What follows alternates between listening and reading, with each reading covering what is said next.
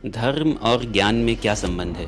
ज्ञान और धर्म दो ऐसी चीजें हैं, दोनों लाभदायक हैं। क्या किसी कुल में जन्म लेने से एक मनुष्य धर्म के ज़्यादा नज़दीक हो सकता है? कोई ये नहीं कह सकता कि मैं भगवान से बहुत पास हूँ, कोई ये नहीं कह सकता कि मैं भगवान से बहुत दूर हूँ। राजनीति और राजनीतिक पार्टियों का धर्म से क्या संबंध होना चाहिए? जब धर्म की बात करें तो समझ लेना चाहिए कि ये धार्मिक मामले से वोट कमाने के लिए बैठा है। अपने जीवन में धर्म अपनाइए, अपने सदग्रंथों से धर्म सीखिए।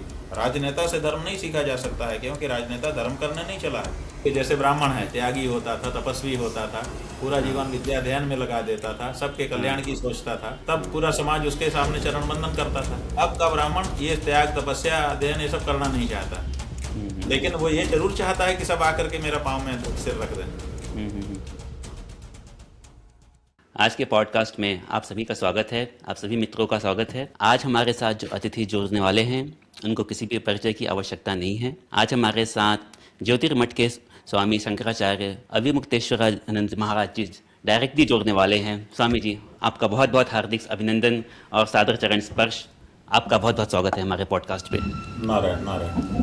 स्वामी जी, आज के इस भाग दौड़ भरे जीवन में और समाज की ये बदलती हुई परिस्थितियों में आम इंसान के मन में बहुत सारे प्रश्न आते हैं, परंतु उनका कोई उत्तर नहीं मिलता उन्हें। आज के इस चर्चा में ऐसे कई प्रश्नों को मैं आपके सामने रखना चाहूँगा और आपका विचार जानना चाहूँगा उनके बारे में। उन प्रश्नों की तरफ बढ़ने से पहले आप हमारे दर्शकों के साथ अपने जीवन के बारे में कुछ बताइए कि आपका बचपन कैसा था, आप ज्योतिर्मठ के साथ कैसे जुड़े? ऐसा है कि हमारे यहाँ संन्यास धर्म में ये नियम है कि अपने बारे में नहीं बोलना चाहिए स्वयं। जो बीत गया सो बीत गया। स्वामी जी, जो मेरा पहला प्रश्न है वो ये है कि धर्म और ज्ञान में क्या संबंध है? क्या अज्ञानी भी धार्मिक जीवन जी सकता है? क्योंकि कहीं ना कहीं जो वेदांत हैं, राइट, उसका मतलब भी शायद वेदों का अंत या ज्ञान का अंत माना गया है। तो क्या एक बिंदु के बाद ज्ञान का महत्व नहीं रह जाता धर्म में? ऐसा है कि ज्ञान जो है, ज्ञान और धर्म दो ऐसी चीजें हैं, दोनों लाभदायक हैं। ज्ञान से सामान्य ज्ञान का भी बोध होता है और विशिष्ट ज्ञान का भी बोध होता है। इसी तरह धर्म से सामान्य धर्म का भी बोध होता है और विशिष्ट धर्म का भी बोध होता है। तो यहाँ किस अर्थ में ज्ञान शब्द और किस अर्थ में धर्म शब्द का प्रयोग हो रहा है, संदर्भ से देख करके अर्थ निकालना पड़ता है। सामान्य रूप से हम ये कहना चाहेंगे कि धर्म का मतलब है जीवन जीने के लिए नियम। वो नियम जो अगर हमारे जीवन में सम्मिलित हो जाएं तो हमारा उन्नयन करते हैं, हमको ऊंचा उठाते हैं। और ज्ञान का मतलब है जिससे हमको अपने स्वरूप का बोध होता है। तो जो सांसारिक जीवन है, इसमें पतन और उन्नयन ये दो महत्वपूर्ण वस्तुएं होती हैं। लोग ऊंचा उठना चाहते हैं, नीचे नहीं गिरना चाहते हैं। तो जो लोग ऊंचा उठना चाहते हैं उनको धर्म नियमों का पालन करना चाहिए, और जो नीचा गिरना चाहते हैं वो अधर्म के माध्यम से गिर जाते हैं। इसलिए अधर्म से बचने के लिए कहा गया है। और जो ज्ञान है वो अगर आध्यात्मिक रूप से व्याख्यायित किया जाए तो उसका तात्पर्य होता है अपने स्वस्वरूप का ज्ञान, कि मैं कौन हूँ, वास्तविक स्वरूप का ज्ञान कर लेना। तो दोनों ही जीवन को रूपांतरित करते हैं। अर्थात मैं ये समझूं स्वामी जी कि ज्ञान से यहाँ धर्म के संदर्भ में मतलब ये है कि आप अपने आप को समझिए, अपने मन को समझिए, अपने स्वरूप को समझिए, ना कि किताबी ज्ञान। सो उस तरह से एक मनुष्य जो बहुत ज़्यादा धार्मिक जीवन जीने में इंटरेस्टेड है, वो अपने आप को समझते हुए भी धर्म का जीवन जी सकता है। किताबी ज्ञान की ज़रूरत नहीं पड़ेगी उसे। जो हमारा भौतिक स्वरूप है, उस स्वरूप में ही परिनिष्ठित होकर के जब हम अपने को ऊंचा उठाना चाहते हैं तो हमको धर्म का सहाय मिलता है। और जब हम ऊंचा नीचा के चक्कर में ना पड़ करके अपने स्वरूप में स्थित हो जाना चाहते हैं तो ज्ञान हमारी मदद करता है। ठीक है स्वामी जी। स्वामी जी, दूसरे प्रश्न की तरफ बढ़ेंगे। दूसरा प्रश्न ये है कि धर्म और कुल में क्या संबंध है? क्या किसी कुल में जन्म लेने से एक मनुष्य धर्म के ज़्यादा नज़दीक हो सकता है? सभी परमात्मा के नज़दीक ही हैं।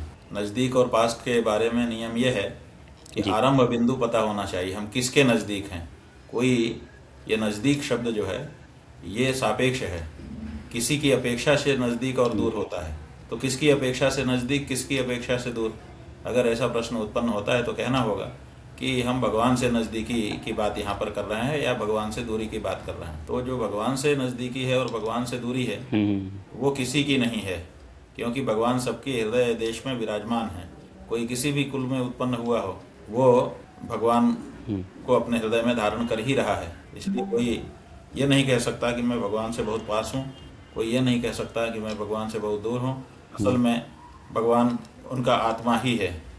इसलिए जो जहाँ जिस कुल में उत्पन्न हुआ है वहीं से उसको अपने कुल के आचार विचार का पालन करते हुए अध्यात्म के क्षेत्र में आगे बढ़ना चाहिए। तो स्वामी जी, धर्म के प्राचीन ग्रंथों में अक्सर इसी बात का वर्णन है कि मनुष्य को कैसा जीवन जीना चाहिए, और कुल और जातियों का ज़्यादा वर्णन नहीं है। पर पिछले कुछ वर्षों में हिंदुत्व फिलॉसफी का काफ़ी प्रचलन हुआ है, जिसके अंतर्गत धर्म का कम और कुल या आइडेंटिटी के आधार पर काफ़ी चर्चाएं होती हैं, जिसमें कई बार भय और उसका भी जिक्र है कि अगर आप ऐसे नहीं जिएंगे तो आप हीन हो जाएंगे, या आप दूसरे कुल से ज़्यादा महान हैं, या इस तरह की कई बातें अक्सर आजकल देखने में, चर्चा में, न्यूज़ में आती है। आप इन सब चीज़ों को कैसे देखते हैं? ये सब उत्प्रेरणा के लिए है, बचाने के लिए है। डर दिखाया जाता है जिससे व्यक्ति पतन से बच जाए, और एक लोभ दिखाया जाता है जिससे व्यक्ति उस ओर उन्मुख हो जाए। इसी में इसका तात्पर्य है। ऊंच नीच होने में तात्पर्य नहीं है, उत्प्रेरणा देने में और बचाए रखने में इसका तात्पर्य है। स्वामी जी, मेरा दूसरा प्रश्न ये है कि अक्सर राजनीति करने वाली कई पार्टीज भी धर्म से जुड़ जाती हैं, राइट? तो आपके हिसाब से राजनीति और राजनीतिक पार्टियों का धर्म से क्या संबंध होना चाहिए? ऐसा है कि राजनीति अपनी स्वतंत्र विधा है, धर्म से उसका सीधा कोई लेना देना तो नहीं है, लेकिन जो देश के निवासी हैं, नागरिक, उनका जीवन तो धर्म से ही चलता है। इसीलिए राजनीति को भी धर्म सापेक्ष होनी चाहिए, और अपने बहुसंख्य नागरिकों को इस बारे में सहयोग करना चाहिए, ताकि वो ठीक ठीक से धर्म का पालन कर सकें और उनके धर्म पालन में कोई बाधा ना आए।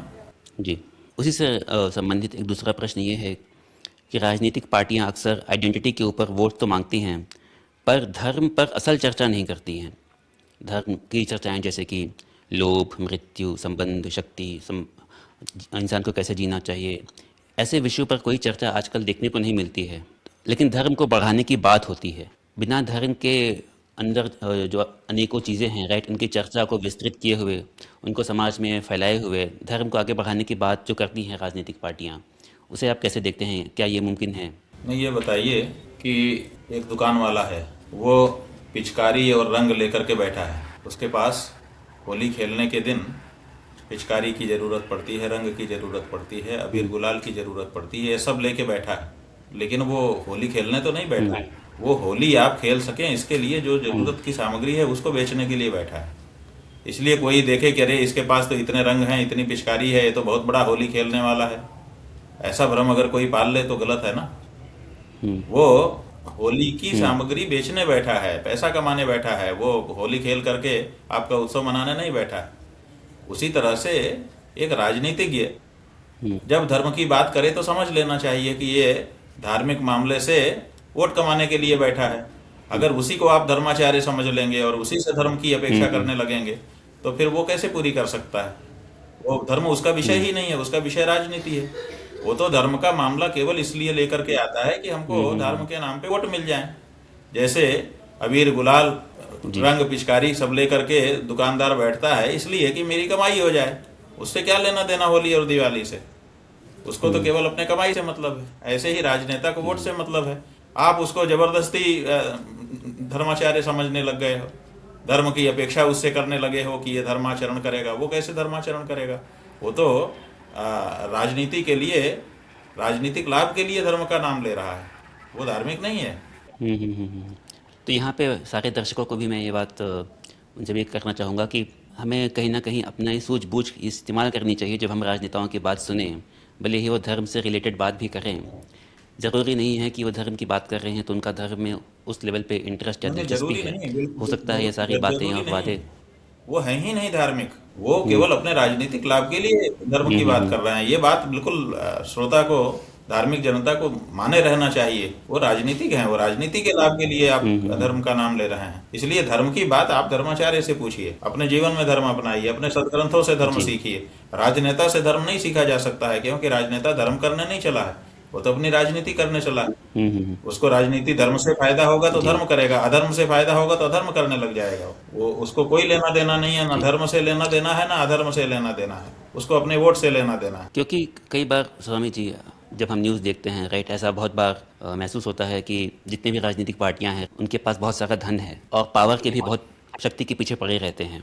हर वो चीज़ जो धर्म में मना की गई है या जिसमें मतलब एक बैलेंस बनाने की बात कही गई है, पार्टियों राजनेताओं और राजनीतिक पार्टियों के जीवन में वो बिल्कुल भी दिखता नहीं है। और बट वो धर्म की बात कंटिन्यूसली निरंतर करते चले जाते हैं।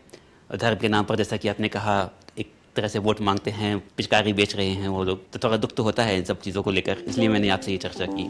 ठीक है जी, बैटरी कम। जी स्वामी जी, अभी इस आजकल की दुनिया में अगर हम अंतर्राष्ट्रीय लेवल पे देखें तो बहुत सारे ऐसी घटनाएं हो रही हैं जो कि बहुत ही अप्रिय हैं, चाहे वो युद्ध हो, चाहे युद्ध में चाहे जो हिंसा का जो लेवल बढ़ता जा रहा है, राइट। अगर आप अभी न्यूज़ फॉलो करते ही होंगे मेरे जान में, चाहे रशिया यूक्रेन हो, चाहे इसराइल गाज़ा हो, कहीं ना कहीं एक निर्मम व्यवहार देखने को मिल रहा है पूरी दुनिया में। और अथाह हिंसा देखी जा रही है जहाँ पे हज़ारों बच्चों को भी मार दिया जा रहा है। और जब आप ये सब समाचार देखते हैं तो आपका इन पर क्या टेक है, कैसे ये चीज़ें सही हो सकती हैं और कहाँ पे गलती होती जा रही है पूरी? क्योंकि हम जब धर्म की बात करते हैं तो सिर्फ भारत के परिप्रेक्ष्य पे नहीं देख सकते, राइट। हर एक, जैसा कि आपने बोला, सारी की दुनिया ही कहीं ना कहीं उससे जुड़ी हुई है, राइट।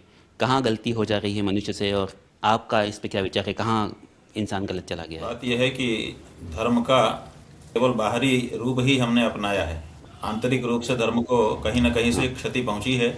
इस समय अंदर धर्म दिखाई नहीं दे रहा है। अगर धर्म होता, धर्म का ध भी होता किसी के अंदर हृदय में, तो वो कैसे किसी स्त्री की, किसी बच्चे की और किसी व्यक्ति की हत्या कर सकता था। लेकिन निरंतर खून बहाते चले जा रहे हैं लोग। अगर मैं आसपास की बात कहूँ तो कई बार जैसे मैंने ये चीज़ देखी है कि लोग अपने रोज़मर्रा के जीवन में पूजा पाठ करते हैं, सुबह शाम भगवान की आरती करते हैं, लेकिन आसपास जो चीज़ें हो रही हैं, हिंसा हो रही है या कुछ भी हो रहा है, तो उससे उनको इतना फ़र्क नहीं पड़ता है। कहीं ना कहीं लोग बहुत असंवेदनशील होते चले जा रहे हैं। तो ऐसे पूजा पाठ का क्या अर्थ है जब आप समाज में जो विषमताएं हैं उससे आपको कुछ अफेक्ट नहीं हो रहा है, और कहीं ना कहीं आप पूजा पाठ को भी आप एक सिस्टम बना देते हैं कि जैसे मैं ऑफिस जाता हूँ, काम करता हूँ, वैसे ही शाम को पूजा भी कर लेता हूँ। थोड़ा सा इस बात पर आप थोड़ी रोशनी डालें। सब लोग सबकी चिंता नहीं कर सकते, क्योंकि सबका स्तर अलग अलग होता है। तो कोई केवल अपने बारे में सोचता है, कोई अपने परिवार भर के बारे में सोचता है, कोई गली मोहल्ले के बारे में सोचता है, कोई अपनी जात बिरादरी के बारे में सोचता है। बहुत कम लोग होते हैं जो पूरे विश्व के बारे में, ब्रह्मांड के बारे में सोचते हैं। तो इसलिए सबसे ये आशा रखना कि सब उदार हृदय हो जाएंगे, ये तो कठिन है। लेकिन जिस स्तर पर भी जो है, उस स्तर पर आस्तिक रह करके भगवत कृपा से अपना जीवन आगे बढ़ाए, इसमें हमको कोई बाधा नहीं दिखाई देती है। जो लोग ऐसे हैं जिनकी प्रकृति है सबके बारे में सोचने की, अगर वो सक्रिय हैं तो कोई चिंता नहीं है, क्योंकि इतने लोग भी का अगर योगक्षेम सोचेंगे तो अच्छा हो जाएगा। ये बहुत अच्छी बात कही आपने कि भले हर इंसान सबके बारे में ना सोचे, परंतु यदि कुछ लोग भी सोचें तो भी उसका काफ़ी लाभ होगा। आप समझें कि जैसे एक घर होता है, हाँ उसमें कुछ बच्चे होते हैं, कुछ बूढ़े होते हैं, कुछ आलसी होते हैं, कुछ अलग ही तरह के होते हैं, और करेक्ट। दो हाँ दो ठो जिम्मेदार भी होते हैं उसी घर में। हाँ वो हाँ। दो दो जिम्मेदार पूरे घर को निभाते हुए चले जाते हैं और पूरी जिंदगी बीत जाती है। ये बहुत अच्छी बात कही आपने। बस वो रेशियो बना के रखना है कि वो लोग कम ना पड़ जाए अब कहीं। वो दो जिम्मेदार भर मिल जाए। जी जी जी जी, वो सही हो। स्वामी जी, एक और प्रश्न जो है मन में वो ये है कि आजकल के समाज में कहीं ना कहीं लोगों के अंदर बहुत ज़्यादा अकेलापन है, एंग्जाइटी भी बहुत है, दुखी भी बहुत रहते हैं। चाहे बहुत ही अच्छे खान पान में हो या पैसे वैसे का कोई प्रॉब्लम ना हो, फिर भी डिप्रेशन बोलिए या जो भी बोलिए, एक चिंता में रहते हैं हमेशा। और हमारे धर्मों में कहीं ना कहीं सच्चित आनंद की बात भी कही गई है, राइट, जहाँ पे मनुष्य को आनंदित रहना उसका एक स्वरूप है एक तरह से। पर उससे हट के लोग हमेशा चिंताग्रस्त रहते हैं और बहुत ज़्यादा परेशान रहते हैं छोटी छोटी बातों में भी। उनको आप क्या कहना चाहेंगे? वो किसी और के कारण नहीं, वो स्वयं के कारण है। हम्म। उन्होंने मनुष्यों से प्रेम करने की जगह मशीनों से प्रेम करके रखा है। जी। अपना ज़्यादा से ज़्यादा समय जब आप मशीनों के साथ देंगे तो फिर मशीनों के साथ ही फिर जीवन जिए। लेकिन फिर आप थोड़ी देर के लिए मनुष्य हो जाते हैं कि मुझे किसी और मनुष्य की आवश्यकता है जो मेरी भावनाएं समझे। भावनाएं तो आपने पहले से मशीन को समझा रखी है, जी। मशीन क्या समझेगी। तो इसलिए जिनको इस तरह की इच्छा है उनको चाहिए कि मशीनों से थोड़ा दूर रहना शुरू करें और आसपास के लोगों के साथ समय बिताएं। अगर वो अपने आसपास के लोगों के साथ समय बिताने लगते हैं और उनके सुख दुख के साथीदार बनने लगते हैं तो निश्चित रूप से उनका अवसाद दूर हो जाएगा और उनका एकाकीपन भी समाप्त हो जाएगा। बहुत कुछ है आसपास जो हमारा सहयोग करने के लिए तैयार है, जो हमको साहचर्य देने के लिए तैयार है। हमने सबको उपेक्षित कर रखा है। और एक और उसी से संबंधित प्रश्न ये है कि न सिर्फ लोगों से बल्कि प्रकृति से भी इंसान का जो एक संबंध है, राइट, वो टूटता हुआ दिख रहा है। चाहे जंगल हो, चाहे नदियाँ हों, चाहे कुछ भी हो, राइट, चाहे आप हवा की सफाई की बात कर लीजिए, बहुत प्रदूषण भी बढ़ गया है, राइट। उससे भी कहीं ना कहीं, जैसे हम बचपन में अब पेड़ों पौधों गार्डन्स या उनके बीच रहते थे तो बहुत खुश रहते थे, उससे भी कहीं कहीं डिस्कनेक्ट हो गए हैं, दूर हो गए हैं। और उसका एक बहुत ज़्यादा असर पड़ता जा रहा है इंसान के दिमाग पे। उसके बारे में आप क्या कहना चाहेंगे? यही जो हमने पहले कहा, हम्म। बस वही इसमें भी सिद्धांत लगा दीजिए। जी, स्वामी जी, दूसरी चीज़ मैं आपसे ये चर्चा करना चाहूँगा कि वसुधैव कुटुंबकम का जो पूरा एक कॉन्सेप्ट है, राइट, हमारे धार्मिक ग्रंथों में, वो मतलब काफ़ी अच्छा लगता है सुनने में, और उसका एक बहुत बड़ा महत्व भी दिखता है। परंतु दुनिया जिस तरह से बटी हुई है और बढ़ती जा रही है, क्या ये चीज़ें बस किताबी बातें बन के रह जाएंगी, या कोई इसमें आपको, मतलब एक इंसान इस चीज़ को कैसे समझे कि इस पूरी दुनिया ही एक परिवार है और उसे जोड़ने का काम करना है कहीं ना कहीं? ऐसा है कि ये बातें आपकी किताबों में है, इसका मतलब आपके पूर्वजों ने कभी इसको आत्मसात किया था, हम्म। कभी इसको जी करके देखा था। हम्म। अब आपने उन पूर्वजों से अपने आप को काट लिया है। हम्म। अब आप जो आपके वर्तमान के नेता हैं वो राष्ट्रवाद सिखा रहे हैं। राष्ट्रवाद का मतलब है पूरी दुनिया से कट करके केवल जिस हम्म। राष्ट्र में तुम हो बस उसी की बात करना, बाकी बाकी का परित्याग कर देना। हम्म। तो ये जो नेतृत्व है, अगर वो उदार चरित्र नहीं होगा, हम्म। अगर वो सबको अपने हृदय में समा लेने की क्षमता वाला नहीं होगा, हम्म। तो ये जो ऊंचे भाव हैं हमारे पूर्वजों के, वो कभी भी मूर्त रूप धारण नहीं कर पाएंगे, कभी भी जमीन पर उतर नहीं पाएंगे। ये केवल किताबी ज्ञान रह किताबी वाक्य भर होकर के रह जाएंगे। इसलिए इसके लिए किसी उदार हृदय नेता की आवश्यकता है, जो पूरे परिवार का एक मुखिया हो। हम्म। हाँ, वो पूरे विश्व का नेता नहीं, विश्व परिवार का एक मुखिया हमको चाहिए, जो सबके योगक्षेम की, सबके कुशल क्षेम की, सबके लिए भले की कामना करता हो, और किसी को किसी के विरुद्ध न जाने देने के लिए तत्पर हो। उसको जी। अगर थोड़ी सी भी आहट दिखाई दे कि कहीं से कोई किसी के विरुद्ध खड़ा हो रहा है, तो तुरंत बीच बचाव करने के लिए खड़ा हो जाए। जी। दोनों के हाथ से पत्थर और ईंटा फेंक करके दोनों को कहे कि मिलो गले, जी। खबरदार आगे से जो लड़े तो। जी। जी। ऐसा कोई मुखिया हमको मिल जाए तो हम्म। ये फिर से चरितार्थ हो जाएगा। जी, क्योंकि उसकी बहुत आवश्यकता दिख रही है आजकल की दुनिया में, क्योंकि हाँ, लोग काफ़ी डिवाइड हो चुके हैं, और बढ़ती हुई टेक्नोलॉजी का यूज़ करके एक दूसरे की तरफ जब हिंसा करते हैं, राइट, उसका बहुत ही भयंकर रूप दिख रहा है हमको। बहुत बहुत ये मानवता के नाम पे कलंक है। ऐसे लोगों को बिल्कुल हम्म। हतोत्साहित किया जाना चाहिए। जी।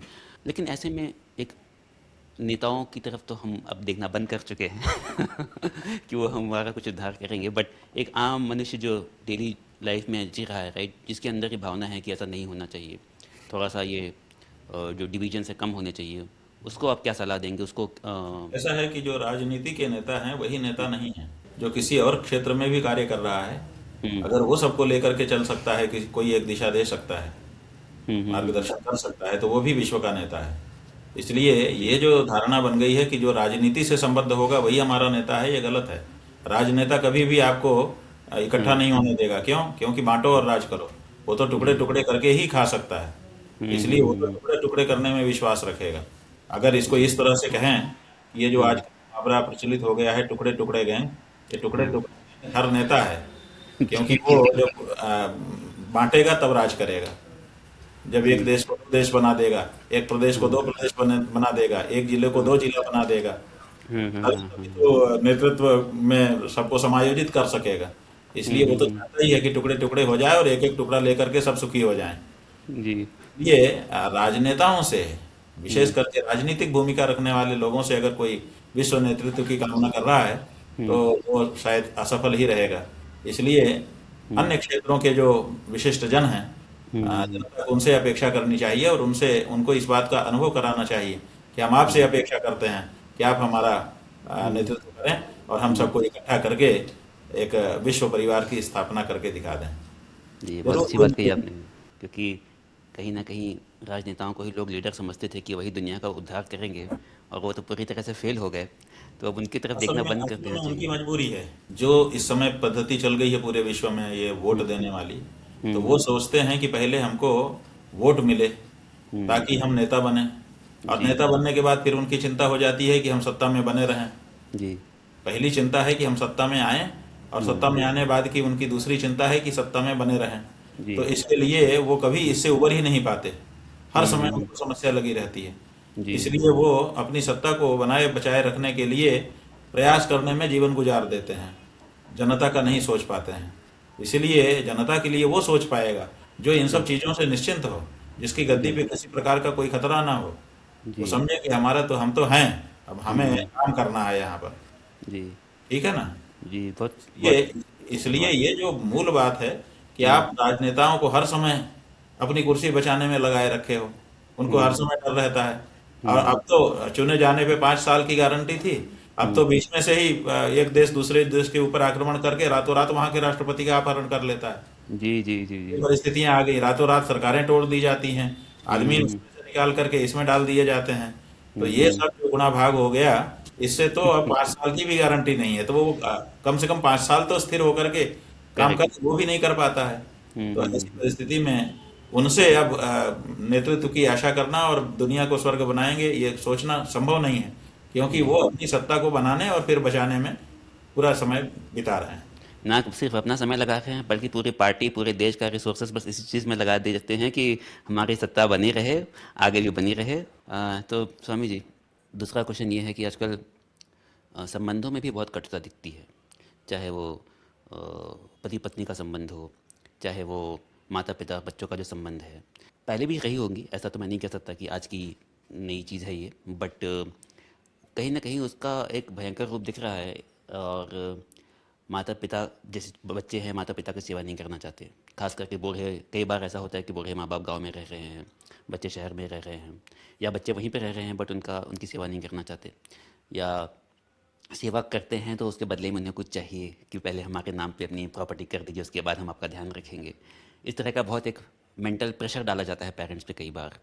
और न सिर्फ माँ बाप और बच्चों, मतलब लेकिन जैसे मैंने कहा कि पति पत्नी के बीच में जो संबंध होते हैं, या एक एम्प्लॉय और एम्प्लॉयर के बीच में, मतलब जो काम देता है और जो काम करता है उसके बीच में जो संबंध है, हर जगह मतलब सरलता और प्रेम भाव कम, और कहीं ना कहीं एक चालाकी वाला एंगल आ गया है, जहाँ पे एक आदमी दूसरे आदमी को कैसे यूज़ कर सके, वो बहुत ज़्यादा देखने को मिलता है आजकल। और पूरा का पूरा कहीं ना कहीं समाज इससे अफेक्ट हो जाता है। आप उसके बारे में क्या कहना चाहेंगे? कुछ नहीं है। हम्म। आ, हम जो है बबूल का पेड़ बोते हैं, हम्म। और फिर बाद में देखते हैं कि आम क्यों नहीं फला इसमें, और बड़े दुखी हो जाते हैं कि आम नहीं फला, आम नहीं फला, फलता तो हम खाते, ये होता वो होता है। हम्म। अरे जब पेड़ ही तुमने बबूल का बोया है तो आम कहाँ से होगा? उसी तरह से जिस देश में तुम जन्मे थे, जिस देश की संस्कृति के अनुसार तुम सेवा पाना चाहते हो, हम्म। उस देश की संस्कृति को तो तुमने अपने बच्चे को पढ़ाया ही नहीं। हम्म। तुमने बच्चे को पढ़ा दिया विदेशी संस्कृति। हम्म। विदेशी संस्कृति का जो माँ बाप है ना, वो बच्चे से कोई आशा नहीं करता है। तो ये अच्छा। नहीं है कि आगे चल के हमारी सेवा करेगा। वो अपना स्वयं रखता है कि मैं ऐसे रहूंगा, फिर ऐसे रहूंगा, फिर ऐसे बुढ़ापा काटूंगा, फिर ऐसे मर जाऊंगा, फिर ऐसे मेरा संस्कार हो जाएगा। वो ट्रस्ट में बुकिंग कर देता है कि हम मर जाएं तो हमारा संस्कार कर देना, उसके लिए रुपया जमा कर देता है। वो अपने बच्चों से अपेक्षा नहीं करता है। इसी तरह से वो अपने मालिश के लिए मशीन खरीद लेता है, वो बच्चों से नहीं चाहता है कि रात को हमारा पैर दबाएं, जी। और अपना जीवन बीमा कर लेता है। तो वो संस्कृति है एक। अब आपने बच्चे को पढ़ा दिया विदेशी संस्कृति, अंग्रेजी मीडियम में ही मेरा बेटा तो पढ़ेगा, मेरा बेटा तो विदेश में ही जाके पढ़ेगा, मैं पूरे अपने जीवन की कमाई उसके ऊपर लगा दूंगा। तो जब आपने उसको स्वयं अपना पैसा लगा करके विदेशी बना दिया, तो फिर उससे देशी आकांक्षा ही क्यों करते हो? आकांक्षा हमारी देशी है और बच्चों को तैयार हम कर रहे हैं विदेशी। ये कैसे चलेगा दोनों? इसीलिए जिसको ये इच्छा है कि मेरा बेटा मेरी सेवा मेरे बुढ़ापे में करे, मेरे मर जाने के बाद मेरा पिंडदान करे, तर्पण करे, मेरे लिए भागवत की कथा सुने, और मेरे मर जाने के बाद भी मेरी आध्यात्मिक उन्नति करता रहे, ऐसी अगर किसी के मन में आकांक्षा है तो उसको भारतीय संस्कृति से ओतप्रोत जो विद्यालय हैं उसमें अपने बच्चे को पढ़ाना चाहिए, पढ़ाना चाहिए। आज भी गुरुकुलों में पढ़े बच्चे देख लीजिए आप। हम्म। गुरुकुलों में पढ़े बच्चों से माता पिता का अपमान अपवाद में ही देख पाएंगे, नियम में नहीं देख पाएंगे। हम्म। हम्म। तो आपको चाहिए, आप जैसी आकांक्षा करते हैं वैसी पढ़ाई पढ़ाइए बच्चों को। तो कहीं ना कहीं ये बीज हम ही ने बोया है, जहाँ पे हमने हाँ जी, जो आपका बोया बीज है, आप काटिए। जो भारत की संस्कृति की महानता थी, जो एक आदर वाली चीज़ें थी, वो सब हटा के वहाँ की जो कमियां थी वो हमने धारण कर ली, और जो हमारी हाँ, अच्छाइयाँ थी उसको हमने छोड़ आकांक्षा दिया। हमारी वही बनी हुई है, ये हाँ, कैसे आकांक्षा चलेगा? वही होनी जी, बिल्कुल सही नहीं, कहा आपने। बड़ा ही अजीब सी सिचुएशन हो गई है कि हमें। माने देखिए जैसे ब्राह्मण है, हम्म। जो शास्त्र का ब्राह्मण है वो त्यागी होता था, तपस्वी होता था, पूरा हाँ। जीवन विद्या अध्ययन में लगा देता था, सबके हाँ। कल्याण की सोचता था। तब हाँ। पूरा समाज उसके सामने चरण वंदन करता था। अब हम्म। अब का ब्राह्मण ये त्याग तपस्या अध्ययन ये सब करना नहीं चाहता, लेकिन वो ये जरूर चाहता है कि सब आकर के मेरा पाँव में सिर रख दें। जी। ये कैसे बनेगा? जी। अरे जब आप सबके लिए करोगे तब ना सब आपके लिए करेंगे। जी। तो स्वामी जी। आकांक्षाएं हमारी भारतीयता के अनुरूप हैं, लेकिन हाँ। हमारी पढ़ाई लिखाई विदेशी विदेशों की। संस्कृति, जी। इसीलिए मैच मिसमैच हो रहा है। जी, बिल्कुल सही कहा आपने। हाँ, और स्वामी जी, इसी बात पे एक और प्रश्न ये है कि कई बार ये देखा गया है कि जो जैसे धर्म गुरु हैं, राइट, आजकल तो बहुत ज़्यादा हो गए हैं, पर वो क्या करते हैं कि वो अपनी ही दुनिया में बसा लेते हैं, और जो क्या बोलते हैं, जो एक आम मनुष्य की परेशानियां हैं या आसपास जो है उसमें इतना इंटरेस्ट नहीं लेते हैं। जैसे कि आपने चाहे एक महाकुंभ हो या कुछ भी हो, आपने अपना खुल के बोला कि भाई इन लोगों को परेशानी हो रही है, इनके लिए व्यवस्था कीजिए, या जो भी है, राइट, आप उस पर बार बार बोलते हैं। बट बहुत सारे धर्मगुरु कहीं ना कहीं अपनी ही दुनिया, अपने ही चेले बना के उसमें रहने लगते हैं, और बाहर की दुनिया में इतना इंटरेस्ट नहीं लेते हैं। उनसे आप क्या कहना चाहेंगे कि क्या उनको डेली हम उनसे रोज़मर्रा के जीवन में हम उनसे कुछ और हम उनसे कुछ कहना भी चाहें तो वो सुनेंगे? क्योंकि कहीं ऐसा ना है कहीं कि लोगों के। अब आजकल तो ये हालत हो गई है हम्म। कि अगर कोई व्यक्ति किसी दबे कुचले के साथ खड़े भी रहना चाहता है हम्म। तो लोग उसको हेठी समझते हैं। जी। माने बड़े आदमी हम तब होंगे जब हम्म। फालतू लोगों की परवाह ही छोड़ दें। अच्छा। अगर आम लोगों की परवाह करते हैं इसका मतलब अभी हम बड़े ही नहीं हुए। अच्छा।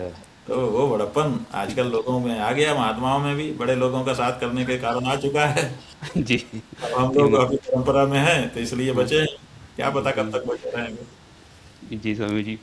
अगर हमारी पीढ़ी में किसी को हम्म। आकर्षण हो गया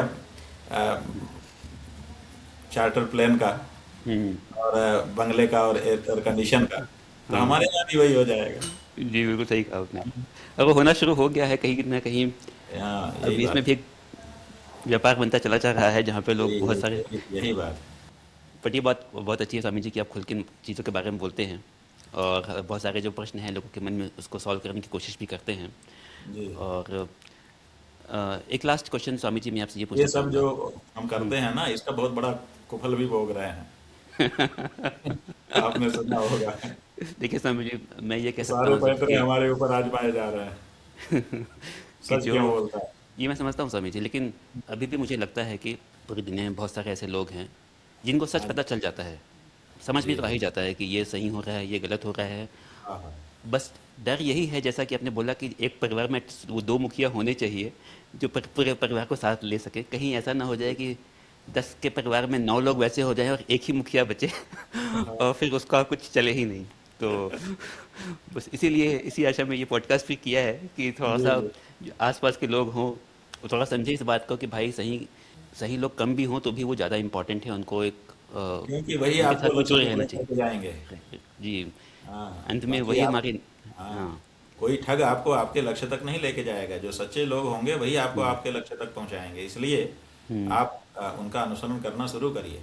जी, एक स्वामी जी, इस वार्ता को ख़त्म करने से पहले एक लास्ट क्वेश्चन, क्वेश्चन क्या, बस ये बताइए कि जैसे छोटे बच्चों को का जो दिमाग है, राइट, बहुत जल्दी से अफेक्ट हो जाता है या इन्फ्लुएंस हो जाता है, कुछ भी पढ़ के, कुछ भी देख के टीवी पे, और आजकल बहुत सारा समय वो लोग मोबाइल फ़ोन वगैरह पे लगाने लगे हैं, अच्छी या बुरी बात जो भी समझिए उसको। पेरेंट्स को और छोटे बच्चों को आप क्या कहना चाहेंगे? ऐसे माता पिता और ऐसे बच्चों के लिए आपका क्या संदेश है कि मतलब कैसे इस चीज़ से बच्चे और। देखिए, माता हम्म। पिता को हमें कहना चाहेंगे हम्म। कि आपका बच्चा हम्म। जिस मानसिक और शारीरिक अवस्था में है, हम्म। उसी मानसिक और शारीरिक शारीरिक अवस्था को सपोर्ट करने वाली जो चीज़ें हैं वो उसके हम्म। आसपास में रखिए। जैसे हमने कई घरों में देखा है कि बच्चों का जो कमरा होता है उसमें खिलौने आदि ज़्यादा होते हैं, हाँ। सरल भाषा के कैलेंडर होते हैं, का खा गा करेक्ट। आदि लिखा रहता है। जी हाँ। इसका मतलब है कि हाँ। उसकी उम्र के अनुसार की चीज़ें उसके कमरे में हैं, हाँ। उसके आसपास हैं। हाँ। तो ये बहुत ज़रूरी है। जब हम उसकी उम्र से आगे की चीज़ उसको कम उम्र में ही पकड़ा देंगे हाँ। या उसको सुना देंगे या उसको दिखा देंगे हाँ। तो फिर वो भटक जाएगा। ये आप उसको अगर मोबाइल देना चाहते हो, मोबाइल में सेटिंग करके दो कि वो उसी की उम्र के अनुसार का मोबाइल बना के दे दो उसको। अच्छा। मोबाइल में ऐसी सेटिंग है जी। कि वो अमुक वय के आधार पर ही आप सेट कर सकते हो, हाँ। लेकिन हाँ। लोग सेट ही नहीं करता, जानते ही नहीं है कि इसमें ये सेटिंग भी है। हम्म। स्मार्टफोन है केवल फिल्म देखने के लिए, बस ऑन ऑफ जानते हैं, इससे ज़्यादा जानते नहीं हैं। जी जी आप जी। आप क्यों लेते हो ऐसा मोबाइल जिसके सारे हाँ। फीचर आपको पता ना हो? तो जी। आपको जब बच्चे को मोबाइल देना है दीजिए, एक हम्म। तो लिमिट समय के लिए दीजिए और हम्म। दूसरे उसकी आयु का सेटअप बना करके दीजिए ताकि वो अपनी आयु के बीच की चीज़ें खेलें। अच्छा, दूसरी चीज़ ये है कि हम्म। जो कार्यक्रम वो देख रहा है उसको पहले स्वयं देखिए कि हम्म। ये हम्म। स्कूल है कि नहीं है, हम्म। जा करके उसको प्रिस्क्राइब करिए, नहीं तो मत दीजिए। तो कार्टून भी ऐसे आ गए हैं जिनमें सेक्स और हिंसा हम्म। भर दी गई है, छोटे छोटे बच्चों में ये सब भावनाएं भरने लग गई हैं। वही सब ये खिसा इसलिए है। बहुत सावधान रहने की जरूरत है। हम्म। लालयेत पंचवर्षाणि हम्म। 10 वर्षाणि ताड़येत हम्म। संप्राप्ते षोडशे वर्षे पुत्रम हम्म। मित्रवदाचरेत। हमारे यहाँ नीति कही गई है कि हम्म। 5 वर्ष तक तो लालन करे। लालन का मतलब है जो चाहिए वो दे, हाँ। और फिर 5 वर्ष की उम्र से लेकर के 15 वर्ष की उम्र तक अगले हाँ। 10 वर्ष हाँ। उनको ताड़येत माने हर समय नजर रखे कि गड़बड़ हाँ। गड़बड़ में ना जा सकें। जी। जब 15 साल पूरा करके 16वें में चला जाए तो फिर बुला के गले लगा लीजिए और कहिए कि बेटा अब ठीक है, अब तुम अपनी बड़े बुद्धि हो से गए हो। कर सकते हो। जी। बहुत अच्छी बात कही आपने। अब पेरेंट्स मतलब अपने आलस में बच्चों के हाथ में फ़ोन दे देते हैं बिना सेटिंग वेटिंग किए, तो हाँ, वो ठीक नहीं। वो चीज़ें देखने लगता है जिसको जो उसकी एज अप्रोप्रिएट नहीं है, उसकी आयु से अप्रोप्रिएट नहीं है, और उसी का नतीजा होता है कि उसे समझ में नहीं आता उसे कैसे डील करे, तो फिर वो उल्टे सीधे विकृति बातें उत्पन्न सोचने हो लगता जाती है। जी। स्वामी जी, अ, इस पॉडकास्ट को ख़त्म करने के पहले आजकल खास करके भारत देश के हिसाब से आप देख रहे हैं कि जैसे चाहे समाचार एजेंसीज हों, चाहे जर्नलिस्ट हों, चाहे जो भी हो, हर एक जो ऑर्गेनाइजेशन है राइट, उसमें कहीं ना कहीं पॉलिटिक्स से बहुत ज़्यादा इन्फ्लुएंस होने लगे हैं वो लोग, और अपना एक जो एक मेन उनका रिस्पॉन्सिबिलिटी उससे भटक जाते हैं कई बार राइट। सभी को एक, अगर आपको एक मैसेज देना हो कोई एक, तो आप क्या देना चाहेंगे पूरे देश के लोगों के लिए? नहीं नहीं, पहले तो हम आपसे असहमत हो रहे हैं हम्म। कि पॉलिटिक्स से सब हम्म। इन्फ्लुएंस हो रहे हैं। हम्म। कोई पॉलिटिक्स से इन्फ्लुएंस नहीं है, सब हम्म। पैसे से इन्फ्लुएंस्ड है। ओके। पॉलिटिशियन से पैसा ज़्यादा आ रहा है, इसलिए आपको लगता है कि पॉलिटिक्स से हम्म। इन्फ्लुएंस हो रहा है। ठीक है। उनको रेवेन्यू कमाना है, जी। राजस्व बढ़ाना है अपने कंपनी का, हाँ। अपने चैनल का। तो हाँ। राजस्व की जो आकांक्षा है हाँ। वो ठीक है, होनी चाहिए, हम्म। लेकिन हर आकांक्षा पर वही भारी हो जाए हम्म। या नहीं। इसलिए आप उसको भी रेशियो में रखिए कि इतना हम्म। मुझे राजस्व उत्पन्न करना है, जी। इतना मुझे शिक्षा देनी है, इतना मुझे हाँ। मनोरंजन करना है, इतना हाँ। मुझे अपना आत्मसंतोष इससे प्राप्त करना है कि मैंने कुछ किया। तो जी। ये सब मिला करके जैसे एक संतुलित थाली का भोजन होता है, ऐसे हम्म। ही आप अपने इस कार्य को जब संतुलित बनाएंगे तो हम्म। लोक कल्याण भी होगा और आपका भी कल्याण होगा। जी। और कोई आखिरी संदेश हमारी जनता के लिए जो आपको देख रहे हैं? नहीं नहीं, हम कोई संदेश किसी को नहीं देते भैया, क्योंकि संदेश तभी देना चाहिए जब उसको प्राप्त करने के लिए कोई लालायित हो या उत्सुक हो। जी सर। स्वामी जी, मैं सिर्फ इतना ही कहना चाहूँगा कि आज के देश में जहाँ पे सब लोग एक ही बोली बोलने लगते हैं, धारा के विपरीत जाके अपने मन की बात रखना और लोगों से कनेक्ट करना, ये बहुत बड़ी बात है, और वो सामर्थ्य आपने हमेशा दिखाया है, हमेशा लोगों की परवाह की है। लोग परेशान तो नहीं हो रहे हैं, लोग मतलब अव्यवस्था का शिकार तो नहीं हो रहे हैं, या फिर चाहे आपके ऊपर जो बीती हो हमको पता है, ऐसा नहीं है कि हमने देखा नहीं, हमने सब देखा है और हम बहुत दुखी भी हुए, पर हम आशावादी हैं। जैसा कि आपने कहा, दो मुखिया अगर अच्छे हैं तो पूरा समाज को अच्छा कर सकते हैं। वही उम्मीद के साथ इस पॉडकास्ट को ख़त्म करेंगे कि जो ये दर्शक देख रहे हैं वो सच्चाई को समझें, अच्छाई को समझें और अपने जीवन में उसको अपनाएं। धन्यवाद स्वामी जी। चलिए, बिल्कुल, बहुत अच्छा। नारायण। सादर चरण स्पर्श फिर से आपके लिए, नारायण। और नारायण। आपका दिन मंगलमय हो।